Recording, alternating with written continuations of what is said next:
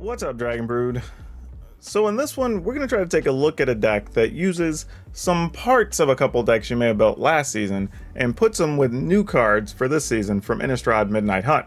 That way you don't necessarily have to go get a bunch of new things, but enough that allows you to do a new thing. So, I don't know, let's take a look at it. Today we're going to talk about Temur Ramp, and we're going to be using several cool new cards out of the new set. So let's go hop right into it.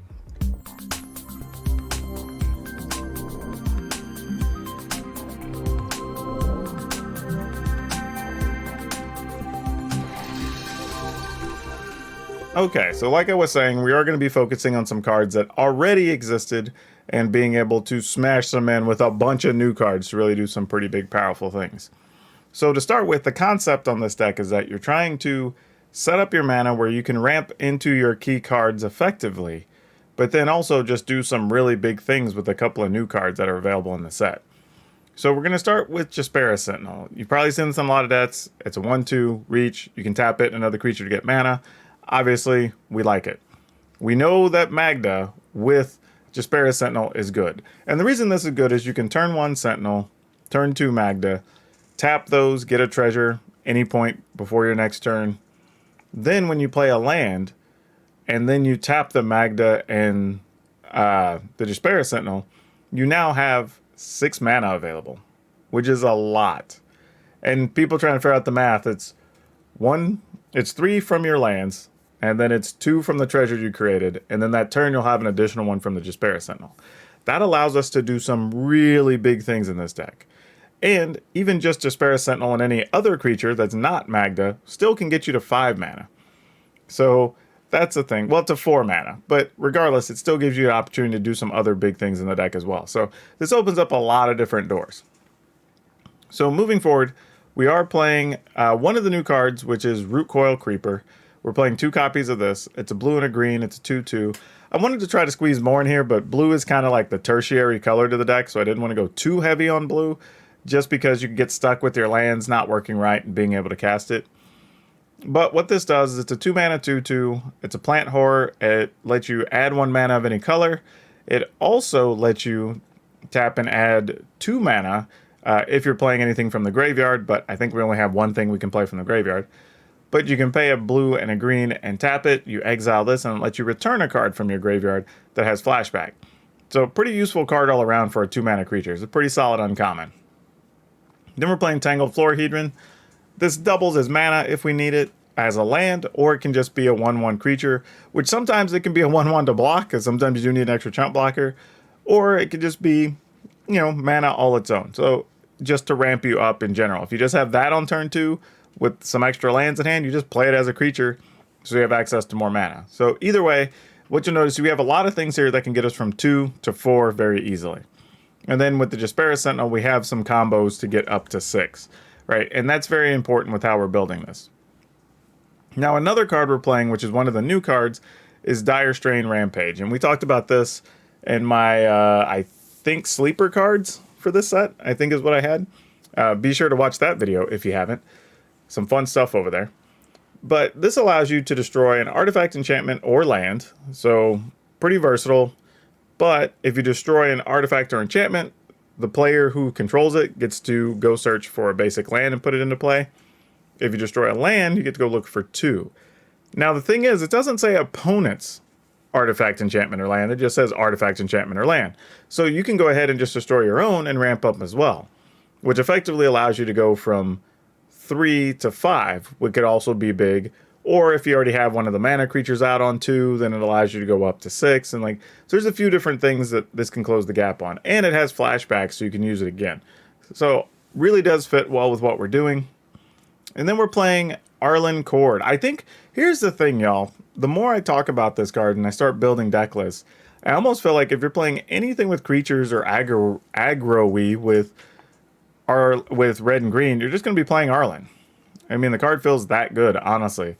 Which, maybe it's overvalued right now because it's new and we're kind of overvaluing the things it can do.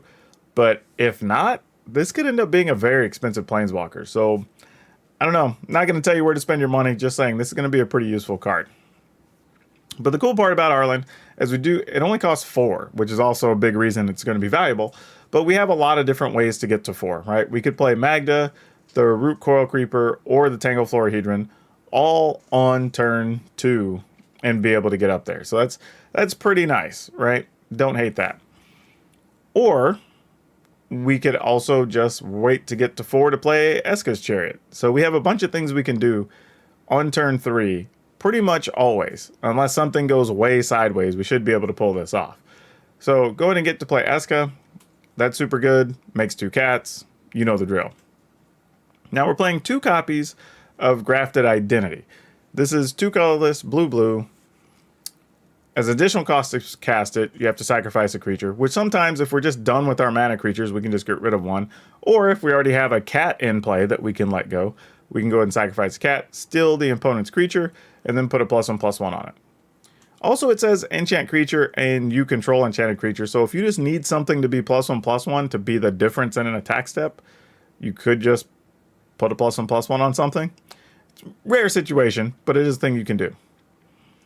Now we start stepping up to some other cards. And here we're going to play 2 Froghemoths. 5 mana, 4/4, haste, trample. Mostly just wanting the cool haste creature to kind of give you a surprise hit. Alongside the Goldspan Dragons. Goldspan Dragons also make treasure.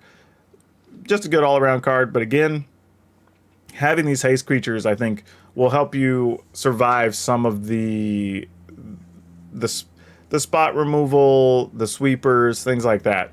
I think are going to really play into your favor a bit. And then we have Wrenn and 7. We're going to play 3 of those. Wrenn and 7 also cost 5, so we have a lot of things in the 4 and the 5 slot.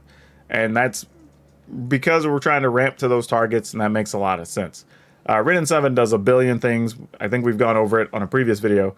But the real kicker to the deck here is Storm the Festival. This is why the deck's built the way it is. Right? Look at the top 5 cards of your library. By the way, this costs 6. 3 and 3 green. Look at the top 5 cards of your library. You may put up to 2 permanents with mana cost value 5 or less onto the battlefield. Put the rest on the bottom in random order. Then it has flashback for 10. 7 and 3 green. The other reality is, too, is we're going to possibly get to flash this back pretty regularly. So that's another thing. So this is a very powerful card the turn it gets played. Because in here, you could possibly steal a creature with the Grafted Identity. And since you're just putting it into play, you're not actually casting it. You actually don't have to sacrifice a thing. You can go get either the Planeswalkers, you could get a Froghemoth and clear their graveyard, you could get Eska's Chariot and get you a couple of blockers. Like, this Storm the Festival in here could be very, very powerful. Like, this could allow you to do some very big things. Now, lands... Nothing too surprising here. We're playing all the pathways. We're playing one of the Den of the Bugbear, one of the Lair of the Hydra, playing the new Rock Falls Veil, and then just some basics. So nothing too fancy there. I'm all right with it. Overall, I think this is a very powerful deck, very cool things going on, and it's a really good use, I think, of Storm the Festival. Now, I will say this. If there's a slight weak point to the deck, it could be the Jaspera Sentinel, because your other 2 drops outside of Magda already tap to make mana. However, I will say you do have stuff like Arlen and Eska's Chariot that also make other non-mana creatures. So it's possible you could still use those for mana in the right situations, and I could probably bail you out, allowing you to play 2 spells a turn, possibly even on turns where you don't actually get the Storm the Festival, right? So I think that's possible, but that may be the only weak slot. If so, if you don't want to play those, I would go ahead and just increase the number of the Creeper, and the Florahedron, and then just go from there. But overall, I think this deck has potential to do some really big stuff, gets to utilize some really powerful new cards, and it would be fun to see how this actually works in action on the battlefield. But as always, let me know what you think about this deck. What do you think about some of the new cards I included? And, you know, check out those links that I have down in the description. Decklist is there if you want it, but also if you want to come hang out in our Discord, that's a possibility, especially if you want to talk about new decks and stuff. There's going to be a lot of that going on. And if you haven't, please remember, like, subscribe, follow, do all that wonderful stuff, share it.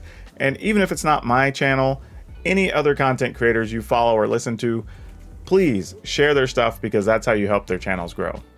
But that's all I have for you for now. We'll see you next time.